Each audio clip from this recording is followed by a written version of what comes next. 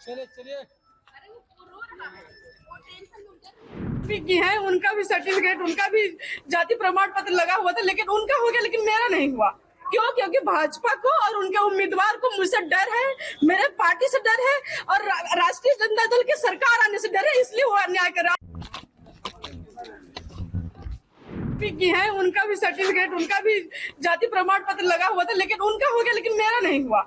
क्यों? क्योंकि भाजपा को और उनके उम्मीदवार को मुझसे डर है, मेरे पार्टी से डर है और राष्ट्रीय जनता दल की सरकार आने से डर है, इसलिए वो अन्याय कर रहा है। अभी सोच लीजिए कि जब व्यक्ति को चुनाव लड़ने नहीं दिया जा रहा है, लोकतंत्र में उसको ये अधिकार नहीं है, तो आप सोचिए कि जब उनकी सरकार आएगी पूरी तरीके से, तो वो क्या करने वाले, बिहार का नाश करने वाले हैं। वो आरोप लगाया गया था कि मेरा जाति प्रमाण पत्र, मैं यूपी की हूँ, मेरा जाति प्रमाण पत्र यूपी का नहीं होकर के मैं यहाँ की मूल निवासी नहीं हूँ, जबकि मैं 20 सालों से मैं यहाँ पे रह रही हूँ। कार्यालय से यहाँ तक कि दिल्ली से प्रेशर लगातार सीओ पे, आरओ पे बनाया जा रहा था और सीओ मजबूर होकर, आरओ ने मजबूर होकर ये डिसीजन दिया है। उन्होंने कहा कि हम मजबूर हैं और डीएम का भी लगातार प्रेशर आ रहा है और इन्होंने अंदर बंद कमरे में आरओ ने कहा कि मैं मजबूर हूँ, मैं कुछ नहीं कर सकता। फिर आरओ किस लिए है, किस लिए फिर आप बनाए हैं चुनाव आयोग को? आप सर्टिफिकेट दीजिए ना, अपने कैंडिडेट को सर्टिफिकेट दीजिए। चुनाव का क्यों, लोकतंत्र का क्यों आप मजाक उड़ा रहे हैं? फिर ऐसे किसका प्रेशर था इनके ऊपर?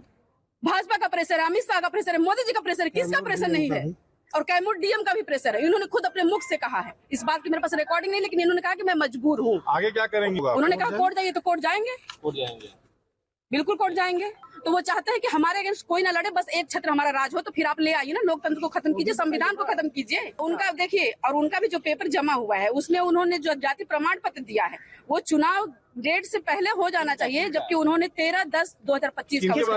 संगीता जी की बात कर रही हूँ, भाजपा जो अभी प्रत्याशी है। कब जमा किए हैं? वो उनका सर्टिफिकेट बना हुआ 13/10/2025 का बना हुआ है, जबकि उससे पहले होना चाहिए। कैसे उनका हो गया?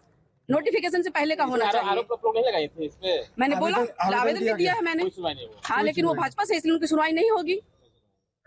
अरे किसी की नहीं सुनवाई होगी। अगर भाजपा के नहीं है, भाजपा सपोर्टर नहीं है, तो आपकी कोई सुनवाई नहीं होने वाली है। आप पत्रकार भी है ना, आप मजबूर रहेंगे उनकी तारीफ करने के लिए। जिस दिन अगेंस्ट में लिखना शुरू कर देंगे, कैमरा माइक सब चला जाएगा आप लोग का, ये समझ लीजिए।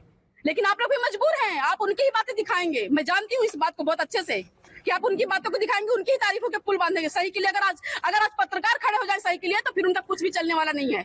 सिर्फ पत्रकारिता उनको इतना महत्व दे रही है। आप लोग लोकतंत्र की रक्षा कीजिए, लोकतंत्र की अगर रक्षा नहीं करेंगे तो आप लोग भी कहीं के भी नहीं रहेंगे। मैं ये बात बता रही हूँ आपको यहाँ से। कल हम स्कूटी में आए थे, तो मुझे आज का डेट दिया गया था जाति प्रमाण पत्र को लेकर, और जब हम आज गए हियरिंग के लिए, तो सबसे पहले उन्होंने कहा कि हमने रिजेक्ट कर दिया है आपका और कुछ नहीं कर सकते। फिर भी मेरे वकीलों ने जबरदस्ती उनको कहा कि जब आप लिए हैं, टाइम दिए हैं, तो आपको सुनना पड़ेगा। हमने जितने भी कोर्ट में जितने भी चीजें हमने सब कुछ बताई उन्हें, लेकिन फिर भी उन्होंने बोले कि हमने रिजेक्ट कर दिया है। और सीओ ने, जिस सीओ ने बनाया था उसको प्रमाणित किया था, उसी सीओ ने उसको रिजेक्ट करके इनको दिया था। और ये हमारी एक भी बात नहीं सुने और सीधे बोले कि हमने खारिज कर दिया है, आप जाके सीधे कोर्ट में मिलिए। ये जाति प्रमाण पत्र पर इनको एसडीओ साहब को पावर ही नहीं है उनको कि उसकी वैधता और उसके डुप्लीकेसी और जेन्युइननेस प्रमाण पत्र जांचने का। ये पावर तो स्क्रीनिंग कमेटी को है। कायदे से स्क्रीनिंग कमेटी को इनको भेजना चाहिए था और बाकी इलेक्शन इनका फॉर्म स्वीकार करना चाहिए था। स्क्रीनिंग कमेटी का जो फैसला होता आता उसके बाद निर्णय होता। जीता हुआ आदमी चुनाव कोर्ट में नहीं हारता है, हो जाता, लेकिन उनको कुछ सुनना ही नहीं था। वो बायस हैं और कोई भी बात, कोई भी आर्गुमेंट हम लोग का नहीं सुन रहे हैं।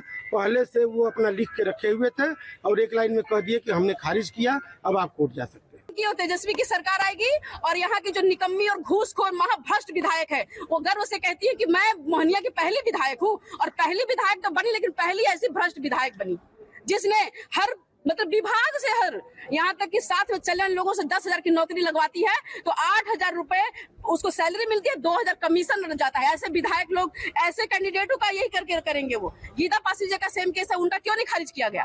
क्यों नहीं खारिज किया गया? मैं जानना चाहती हूँ इस बात को भी। आप लोग भी इस सवाल को पूछिए कि गीता पासी का किस बेसिस पे उनको कंफर्म किया गया है।